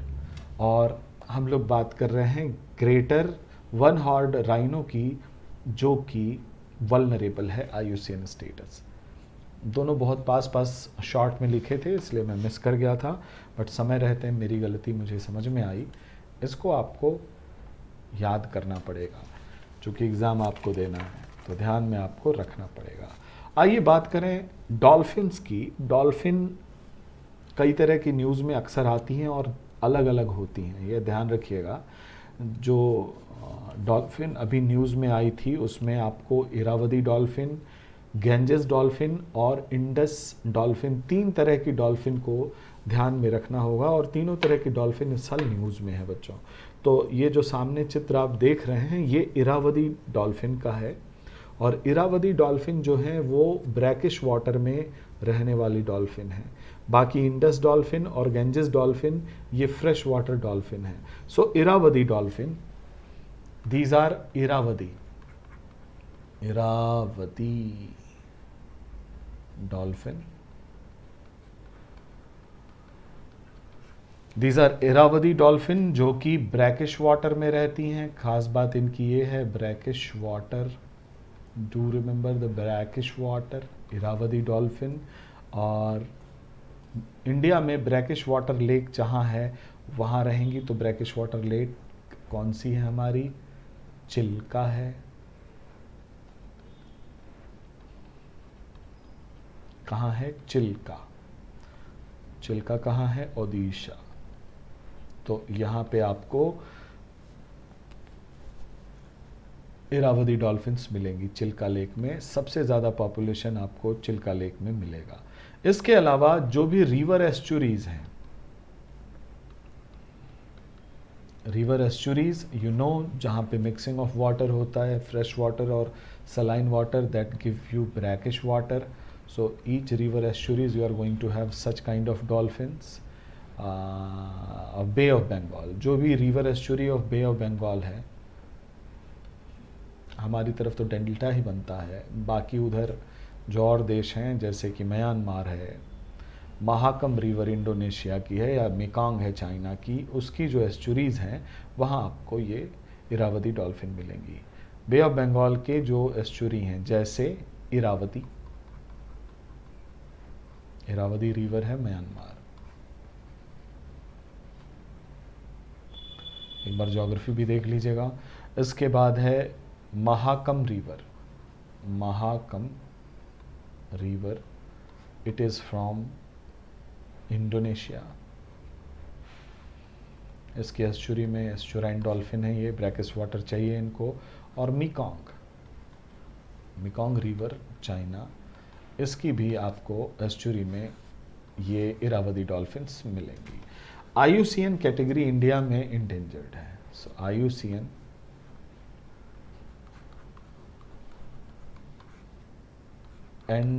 Endangered, IUCN category endangered. ठीक है बच्चों. 2 सब स्पीसीज मिलती हैं डॉल्फिन की. ये जो सामने आप देख रहे हैं ये गैजेंटिक डॉल्फिन है. स्पेशलिटीज़ की मैं बताऊंगा. गैजेंटिक डॉल्फिन, खास बात इसकी, आप इसकी जो ये आँख देख रहे हैं ये वास्तव में ब्लाइंड होती हैं, दीज आर ब्लाइंड, इनकी आँखें नहीं होती। जैसे आँखों में लेंस नहीं होता, एक पतला रेटिना होता है जो केवल और केवल परसीव करता है लाइट को, और एक ब्लिंक सी इमेज बनाता है लाइट और डार्क के बीच में, ये परसेप्शन कर पाती हैं और ये नेविगेट करती हैं इको नेविगेशन। नेविगेशन में ये यूज़ करती हैं ध्वनियों को, सो दे आर इको नेविगेटेड। इसके बारे में भी बहुत जानकारी नहीं है, वैज्ञानिक भी जो बायोलॉजिकल साइंटिस्ट हैं वो भी नहीं जानते, but they navigate with each other, they means जो संदेश भेजते हैं ये इको नेविगेशन के थ्रू भेजते हैं। इनको आंखें नहीं होती, दे आर इसेंशियली ब्लाइंड, ये इसेंशियली ब्लाइंड हैं। ठीक है बच्चों, ध्यान रखिएगा, ये गैंजेटिक डॉल्फिन की बात मैं कर रहा हूँ, essentially blind, and they are fresh water dolphin. और जो गैंजेटिक डॉल्फिन है उसको भारत का एक्वेटिक एनिमल भी कहा जाता है। So it is also called as India's national aquatic animal, India's national aquatic animal, India's national aquatic animal. ठीक है, और Gangetic dolphin south Asian river की जो डॉल्फिन है इनकी सब स्पीसीज़ हैं। 2 सब स्पीसीज़ में एक गैंजेटिक डॉल्फिन है जिसको हम लोग गंगा, ब्रह्मपुत्र, मेघना रिवर सिस्टम में देखते हैं। साथ ही साथ कर्णफुली, सांगू रिवर सिस्टम नेपाल में देखते हैं। तो इसको डिटेल में थोड़ा लिख लेते हैं, हैबिटेट क्या है। सॉरी, ये तो इंडस डॉल्फिन आ गई, यहीं लिखते हैं बच्चों, इसको नोट कर लीजिए फटाफट, तो मैं मिटा दूं। ये कहाँ कहाँ मिलते हैं, हैबिटेट देख लेते हैं। हैबिटेट, दे आर प्रेजेंट इन गंगा, मेघना, गंगा मेघना, ब्रह्मपुत्र, गंगा मेघना ब्रह्मपुत्र रिवर सिस्टम पहला। दूसरा आप इनको पा सकते हैं कर्णफुली सांगू रिवर सिस्टम। कर्णफुली ये नेपाल की रिवर सिस्टम है, सांगू रिवर सिस्टम। ठीक है, और भारत में खास करके बिहार में भागलपुर डिस्ट्रिक्ट, सो भागलपुर बिहार, ये नोट करने लायक है। भागलपुर बिहार में एक डॉल्फिन सेंचुरी बनी है जिसका नाम है विक्रमशिला गैंजेटिक डॉल्फिन सेंचुरी। क्या नाम है इसका? Vikramshila Gangetic dolphin century, Gangetic dolphin century. Vikramshila Gangetic Dolphin Sanctuary, it is dedicated sanctuary for Gangetic dolphin. Gangetic dolphin are endangered, IUCN category इनकी है endangered, यहीं लिख दे रहा हूं यहाँ पे endangered, फिर से मैं दोहरा दे रहा हूँ कुछ बातें। जो गैंजेटिक डॉल्फिन हैं वो इंडेंजर्ड हैं, वो इसेंशियली ब्लाइंड होती हैं, उनकी आंखें नहीं होती, इनफैक्ट उनकी आंखों में लेंस जैसा कुछ नहीं होता, एक पतला रेटिना होता है जो लाइट को परसीव करता है, एक ओपेक इमेज बनती है जिसमें लाइट और डार्क का परसेप्शन केवल रहता है। ये नेविगेशन, इको नेविगेशन के थ्रू ध्वनि निकाल के करती हैं, और ये आपस में जो संवाद भी करती हैं वो ध्वनि के थ्रू ही करती हैं। इनको जो है भारत में गंगा, मेघना, ब्रह्मपुत्र रिवर सिस्टम यानी भारत और बांग्लादेश, और कर्णफुली सांगू रिवर सिस्टम नेपाल में देखा जा सकता है। इनके संरक्षण की बात करें तो ये इंडेंजर्ड स्पीसीज हैं, और बिहार के भागलपुर में विक्रमशिला गैंजेटिक डॉल्फिन सेंचुरी केवल इन्हीं के लिए डेडिकेटेड बनाया गया है जहां इनका संरक्षण किया जा रहा है। तो ये हैं गैंजेटिक डॉल्फिन, जो कि भारत की इंडियन नेशनल एक्वेटिक एनिमल के रूप में भी विख्यात हैं। तो ये कुछ इम्पॉर्टेंट बातें थीं जो आपको मुझे बतानी थी गैंजेटिक डॉल्फिन से संबंधित।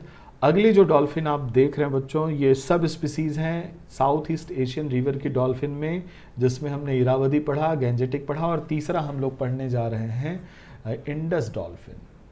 ये इंडस डॉल्फिन सिंधु नदी की डॉल्फिन है और पाकिस्तान में ये खूब पाई जाती हैं। तो पाकिस्तान ने भी अपना इसको, भारत में वो नेशनल एक्वेटिक एनिमल बना, तो ये पाकिस्तान की भी नेशनल एक्वेटिक एनिमल हो जाती हैं। Pakistan's national aquatic animal, Bharat की नकल करने में कहीं पीछे नहीं होता पाकिस्तान। पाकिस्तान की नेशनल एक्वेटिक एनिमल कौन है? Indus dolphin. ठीक है, पाकिस्तान की नेशनल एक्वेटिक एनिमल हैं, काफ़ी कुछ मिलती जुलती हैं ये, और इंडस रिवर में पाई जाती हैं, जो पंजाब का क्षेत्र है पाकिस्तान में, वहाँ पे। और भारत में अगर आपको देखना है तो ब्यास रिवर में ये पाई जाएंगी, पंजाब के क्षेत्र में जो व्यास रिवर बह रही है, भारत का जो पंजाब है वहाँ आपको मिलेंगी। IUCN कैटेगरी इनकी एंडेंजर्ड है। और इनको डेंजर किससे? हैबिटेट लॉस से इंडेंजर है। इनका मीट वगैरह भी मारा जाता है, मीट ये खाई जाती हैं। So these are the reason of their endanger species. Pollution वगैरह कुछ अलग ही मान लीजिए। इसके बाद हम लोग टर्टल के बारे में देख लेते हैं, अक्सर इससे प्रश्न पूछा जाता है। सामने जो आप देख रहे हैं इसका नाम है black soft shell turtle. Current affair में मैंने इसको कवर किया है। ब्लैक सॉफ्ट शेल टर्टल, ये भारत और बांग्लादेश में, इंडिया एंड बांग्लादेश में इनका जो स्टेटस है, IUCN स्टेटस, वो है extinct at the wild. Extinct at wild since 2002। 2002 से एक्सटिंक्ट एट वाइल्ड इनको मिला है, इसीलिए इम्पॉर्टेंट है। और करंट अफेयर में भी इनसे जुड़ा फैक्ट मैंने कवर किया, उसको आप देख लीजिएगा। सामने जो टर्टल आप देख रहे हैं ये ब्रीड है रेड क्राउन रूफ्ड टर्टल की। This is called as red crown roofed turtle. दो बातें ध्यान रखनी है, इनके मुंह पे भी रेड कलर देख रहे हैं और इनका जो कवर है, जो कवच है, वो भी रेड है। तो रेड क्राउन रूफ्ड टर्टल ये एंडेमिक टू इंडिया हैं, भारत में पाए जाते हैं। Endemic to India, note it down, endemic to India and national Chambal sanctuary. Chambal नदी में बनाई गई है नेशनल चंबल सेंचुरी।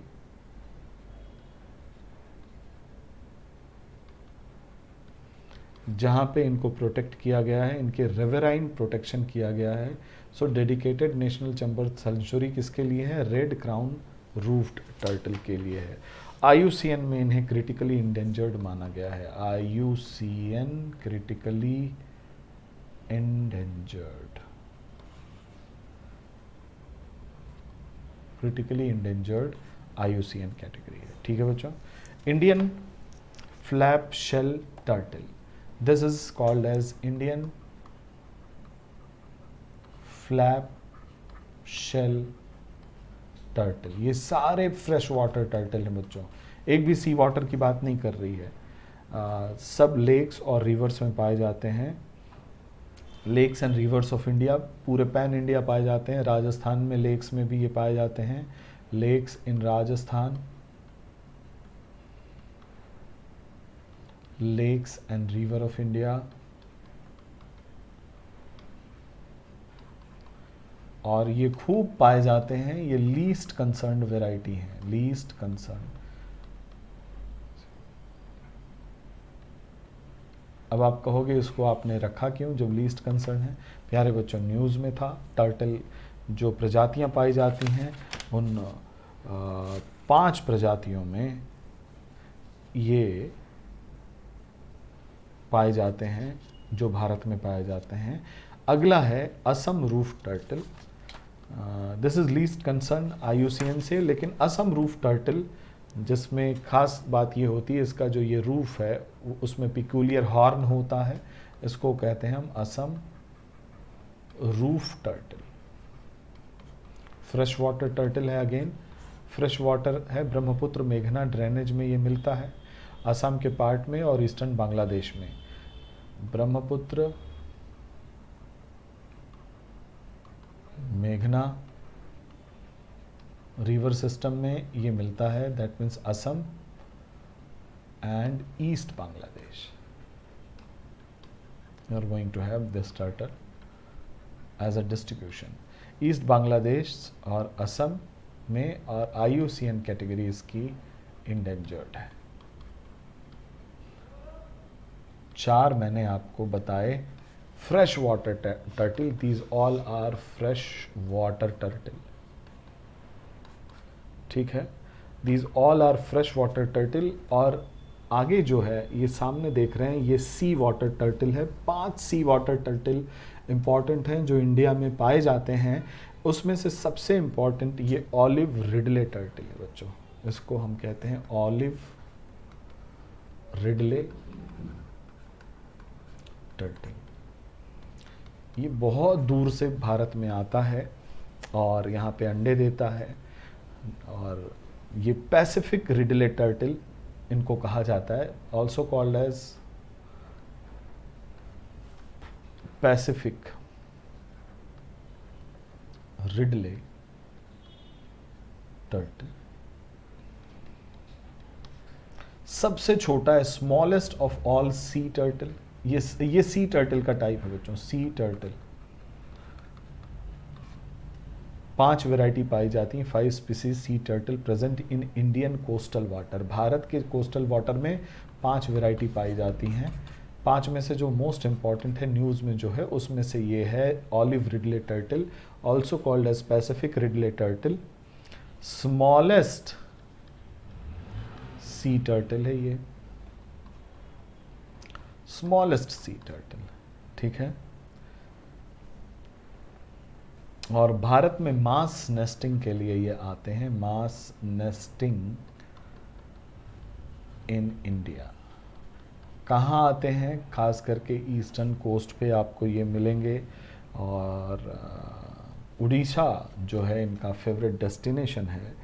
तो उड़ीसा में, आंध्र प्रदेश में, और पूरा ईस्ट कोस्ट पे जो भी आपकी नदियाँ हैं, बैतरणी, ब्राह्मणी, महानदी, इनके डेल्टा में, ऋषिकुल्या रिवर के डेल्टा में ये आते हैं पूरे। आप जब यहाँ पे देखेंगे उड़ीसा वाला जो पार्ट है, तो महानदी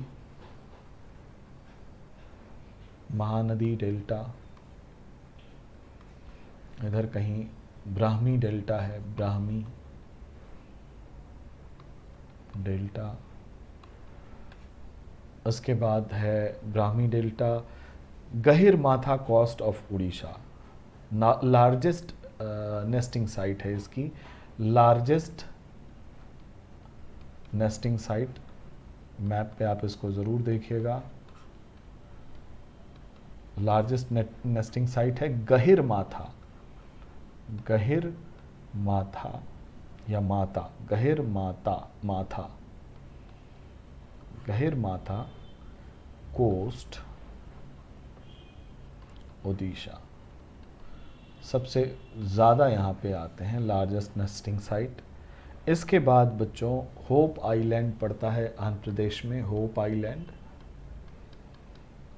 जहाँ पे एक वाइल्ड लाइफ सेंचुरी है, नाम है उसका Coringa wildlife century.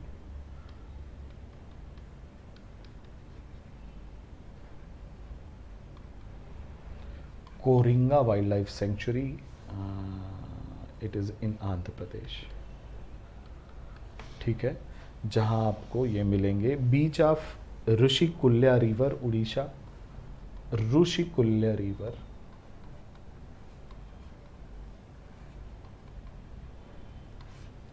Orissa.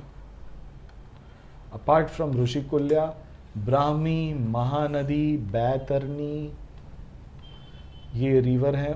वहीं उड़ीसा की ये सब के जो डेल्टा हैं, बैतरनी, ब्राह्मी, महानदी डेल्टा, ऋषिकुल्या डेल्टा, यहाँ पे आपको ऑलिव रिडले टर्टल मिलेंगे फॉर मास नेस्टिंग। ये आते हैं, पैसिफिक टर्टल भी इन्हें कहा जाता है, और यहाँ आते हैं। Apart from these this one, और भी जो टर्टल हैं उनके आप नाम जानते रहिए, क्या पता उसके नाम भी पूछे जाएं। पूछना तो नहीं चाहिए, but yes you know the name. पहला तो ऑलिव रिडले हो गया।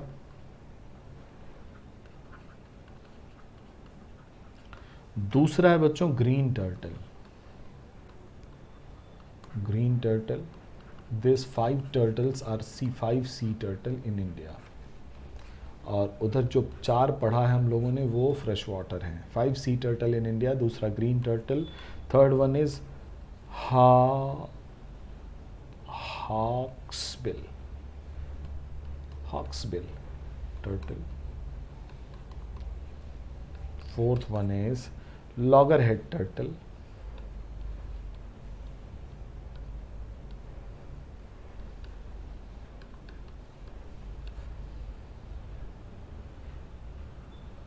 ठीक है।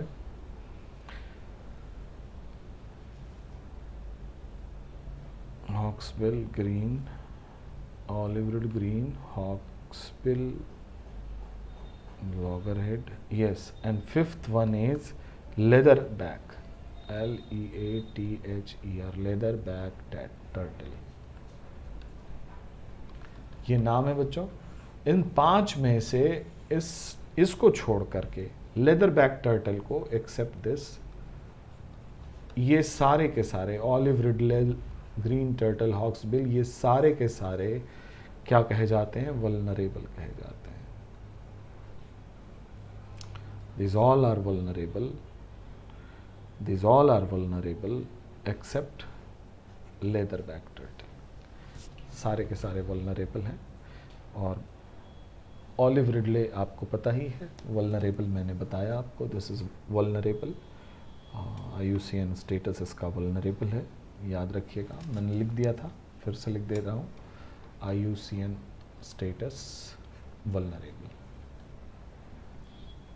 ये कुछ एनिमल थे, एनिमल स्पीसीज थी, जो कि पिछले 1 साल में आपके लिए इम्पॉर्टेंट है। यहाँ से उम्मीद करता हूँ बच्चों प्रश्न आपको ज़रूर मिलेगा।